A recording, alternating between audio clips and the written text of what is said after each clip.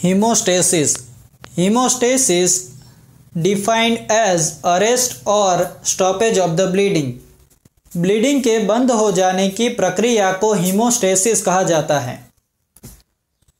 जब कभी हम लोगों को चोट लगती है तब हमारे बॉडी में से ब्लीडिंग चालू हो जाता है, लेकिन क्योंकि हमारे बॉडी में हीमोस्टेसिस जैसी मैकेनिज्म होती है, इसीलिए थोड़ी ही देर बाद वो ब्लीडिंग बंद हो जाती है। यदि हीमोस्टेसिस जैसी मैकेनिज्म हमारे बॉडी में ना होती तो छोटी सी चोट लगने पर हमारे बॉडी का पूरा ब्लड बाहर निकल जाता और हम लोग उसी वक्त डाई हो जाते। इसीलिए हीमोस्टेसिस हमारे बॉडी के लिए बहुत ही महत्वपूर्ण और उपयोगी मैकेनिज्म है। हीमोस्टेसिस के 3 स्टेजेस हैं: वासो constriction, platelet plug formation, blood coagulation. वासो कंस्ट्रिक्शन, जब भी हमें चोट लगती है तब सबसे पहले हमारे बॉडी में वासो कंस्ट्रिक्शन ही होता है। वासो कंस्ट्रिक्शन का मतलब ब्लड वेसल का डायामीटर कम हो जाना होता है। ब्लड वेसल का डायामीटर जैसे ही कम हो जाएगा, वैसे ही डैमेज एरिया पर ब्लड भी कम पहुंचेगा। क्योंकि ब्लड ही कम पहुंच रहा है, इसीलिए ब्लीडिंग भी अपने आप ही कम हो जाएगी। तो आइए जानते हैं किस प्रकार से वासो कंस्ट्रिक्शन होता है। जैसे ही हमें चोट लगती है, वैसे ही हमारी ब्लड वेसल का एंडोथेलियम रप्चर हो जाता है। एंडोथेलियम के रप्चर होने से कोलाजन एक्सपोज हो जाता है, मतलब कि दिखाई देने लगता है। कोलाजन के एक्सपोज होने पर प्लेटलेट उसके साथ चिपक जाता है। इसी प्रक्रिया के दौरान वॉन वेलाब्रांड प्लेटलेट के चिपकने की क्षमता को बढ़ा देता है। बाद में प्लेटलेट अपने अंदर से सीरोटोनिन को रिलीज करता है। सीरोटोनिन अपने आप में वासो कंस्ट्रिक्टर है, इसीलिए इसकी इफेक्ट के कारण ब्लड वेसल कंस्ट्रिक्ट हो जाती है। Stage number 2, platelet plug formation. यहां पर प्लेटलेट अपने अंदर से एडीपी और थ्रोम्बोक्सिन को रिलीज करता है। ये दोनों ही प्लेटलेट को एक जगह पर जमा करने में मदद करते हैं। प्लेटलेट के जमा होने के बाद ये एक दूसरे से मिलकर प्लग जैसा स्ट्रक्चर बनाते हैं।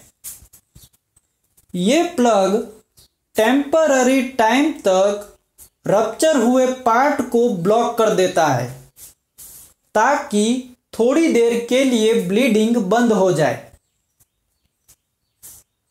प्लेटलेट एक्टिवेटिंग फैक्टर प्लेटलेट के जमा होने की प्रक्रिया को गति देता है।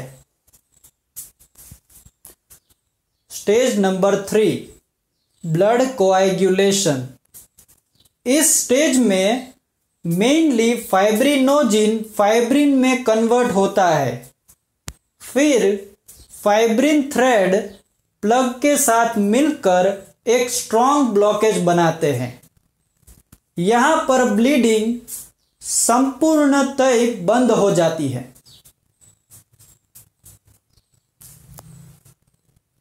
कोएगुलेशन की डेफिनेशन है: it is a process in which blood loses its fluidity and become jelly-like mass. After few minutes, it is shed down or collected in container.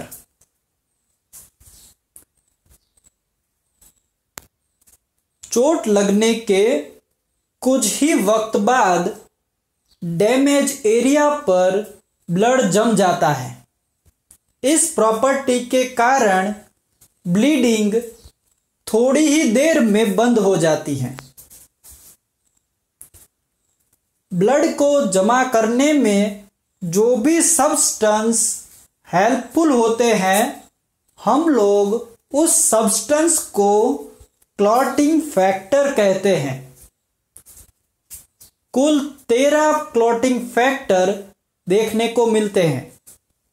1 fibrinogen, 2 prothrombin, 3 thromboplastin, 4 calcium, 5 labial, 6 absent. हम लोगों को छठा factor कौन सा होता है या फिर वो क्या काम करता है, उसका अभी तक पता नहीं चला है। लेकिन कुछ लोगों का मानना है कि छठा फैक्टर होता है और उसका भी एक पर्टिकुलर काम होता है, इसीलिए इसकी जगह खाली छोड़ी गई है। Factor number 7 stable, 8 anti hemophilic, 9 Christmas, 10 start power, 11 thromboplastin antecedent, 12 Hageman, 13 fibrinogen stabilizing factor. Enzyme cascade theory. इसी थियरी के आधार पर ब्लड कोआगुलेट होता है, मतलब कि क्लॉट होता है। हमारे सारे क्लॉटिंग फैक्टर प्रोटीन एंजाइम के स्वरूप में होते हैं, जो कि इनएक्टिव फॉर्म में होते हैं। इस थियरी के आधार पर एक सब्सटेंस इनमें से किसी एक एंजाइम को एक्टिवेट करता है। बाद में वो एक्टिव एंजाइम दूसरे को, दूसरा तीसरे को, तीसरा चौथे को, उसी प्रकार अंत में ब्लड को क्लॉट कर देता है। इसी प्रकार की प्रोसेस को एंजाइम कैस्केड थियरी कहा जाता है। कैस्केड का मतलब ही स्टेप वाइज स्टेप होता है। ब्लड कोएगुलेशन के 3 स्टेजेस हैं। Formation of prothrombin activator, stage number 2 conversion of prothrombin into thrombin, stage number 3 conversion of fibrinogen into fibrin, stage number 1 formation of prothrombin activator.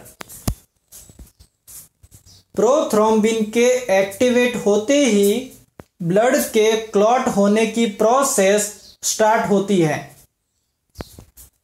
Prothrombin को activate करने के लिए 2 जगह से सब्सटेंस रिलीज होते हैं। इसी के आधार पर प्रोथ्रोम्बिन को एक्टिवेट करने के 2 पाथवे निश्चित किए गए हैं। नंबर 1, जो भी सब्सटेंस ब्लड से रिलीज होकर प्रोथ्रोम्बिन को एक्टिवेट करने की प्रोसेस को स्टार्ट करता है, उस पाथवे को हम लोग इंट्रिंसिक पाथवे कहेंगे।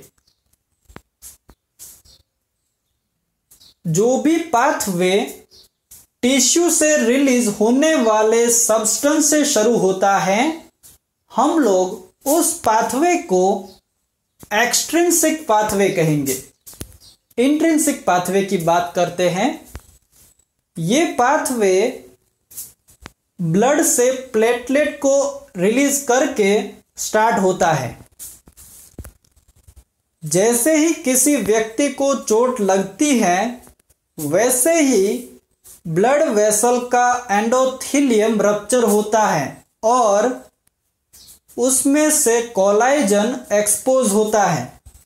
कोलाजन जैसे ही एक्सपोज होगा वैसे ही प्लेटलेट उसके साथ चिपक जाएगा। चिपकने के बाद प्लेटलेट एक्टिवेट होगा। प्लेटलेट के एक्टिवेट होने से वो अपने अंदर से फॉस्फोलिपिड को रिलीज करेगा। फैक्टर नंबर 12 यानी कि हैगमैन हाई मॉलिक्यूलर वेट काइनोजन और कैलीक्रीन की हाजिरी पर कोलाजन के साथ संपर्क में आते ही इनएक्टिव से एक्टिवेट फॉर्म में आता है।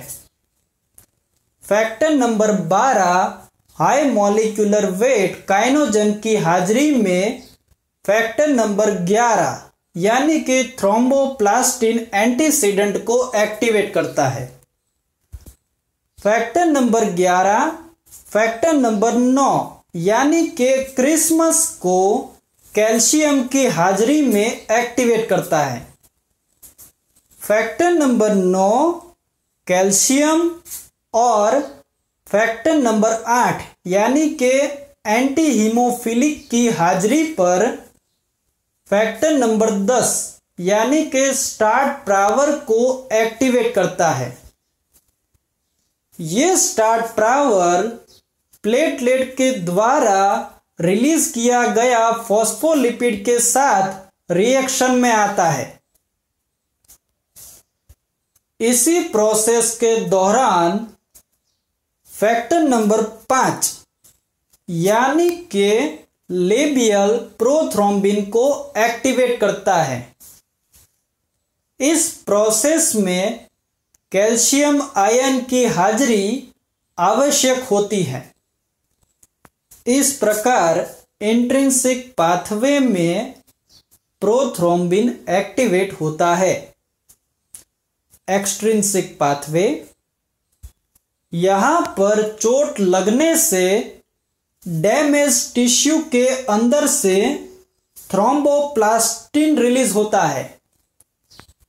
ये थ्रोम्बोप्लास्टिन यानी कि फैक्टर नंबर 3 के अंदर फॉस्फोलिपिड और ग्लाइकोप्रोटीन होता है। ये दोनों ही सब्सटेंस प्रोटियोलाइटिक के नेचर में होता है। फैक्टर नंबर 3 फैक्टर नंबर 7 यानी कि स्टेबल फैक्टर की हाजिरी में फैक्टर नंबर 10 यानी कि स्टार्ट प्रावर को एक्टिवेट करता है।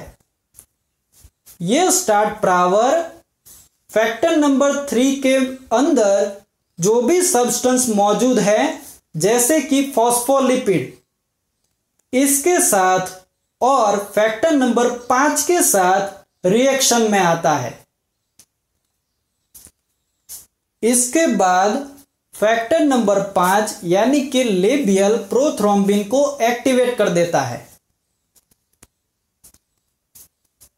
इस प्रोसेस के दौरान कैल्शियम की हाजिरी बहुत ही आवश्यक होती है। फैक्टर नंबर 5 यानी कि लेबियल को थ्रोम्बिन एक्टिवेट करता है। इसके बारे में हम लोग बाद में बात करेंगे। इस प्रकार इंट्रिंसिक और एक्सट्रिंसिक पाथवे में प्रोथ्रोम्बिन एक्टिवेट होता है। Stage number 2 conversion of prothrombin into thrombin. Calcium ion की हाजिरी में प्रोथ्रोम्बिन थ्रोम्बिन में बदलता है। यह थ्रोम्बिन ब्लड कोआगुलेशन में बहुत ही महत्वपूर्ण होता है, क्योंकि यदि एक बार थ्रोम्बिन बन गया तो ये ब्लड को क्लॉट करके ही छोड़ेगा।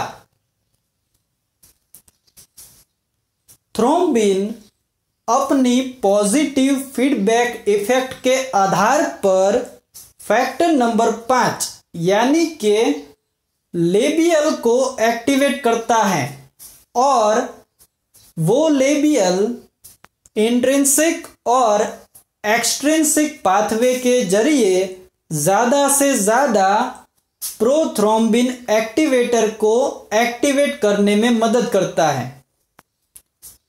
इसी मैकेनिज्म को थ्रोम्बिन पॉजिटिव फीडबैक इफेक्ट कहते हैं। Stage number 3, conversion of fibrinogen into fibrin.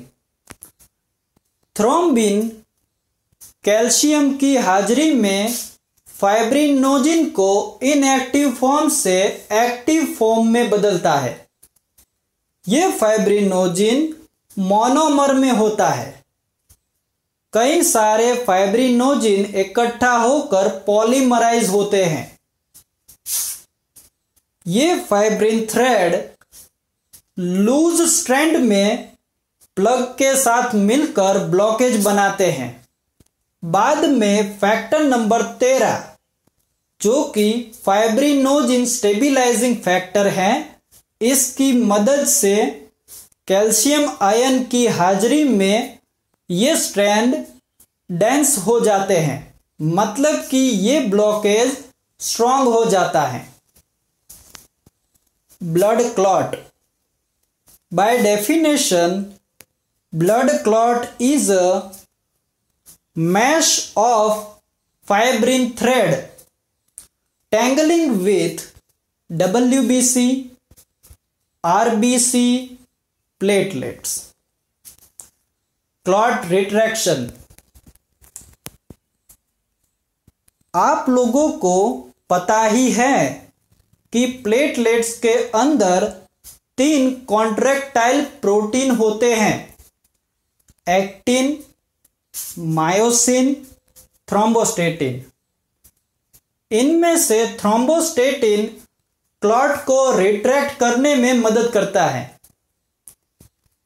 इसी प्रोटीन के कारण क्लॉट होने के 30 से 35 मिनट बाद क्लॉट में से स्ट्रॉ कलर फ्लूइड, जिसे हम लोग सीरम कहते हैं, वो बाहर निकल जाता है।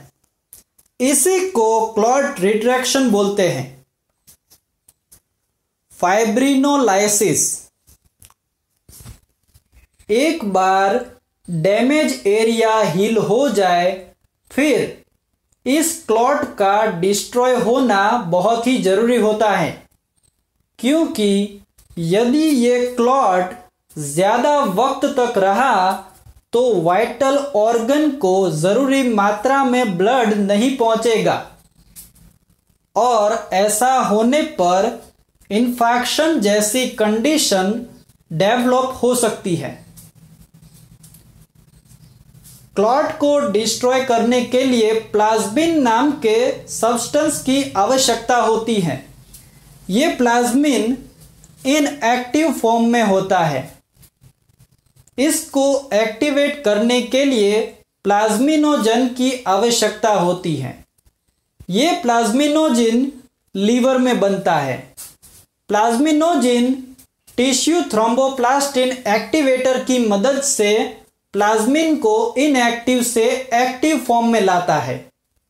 फिर ये प्लाज्मिन क्लॉट को डिसॉल्व या फिर डाइजेस्ट करके तोड़ देता है।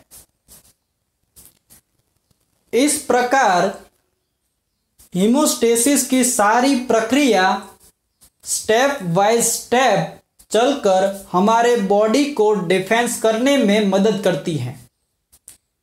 ये सारी बातें हीमोस्टेसिस के बारे में थी।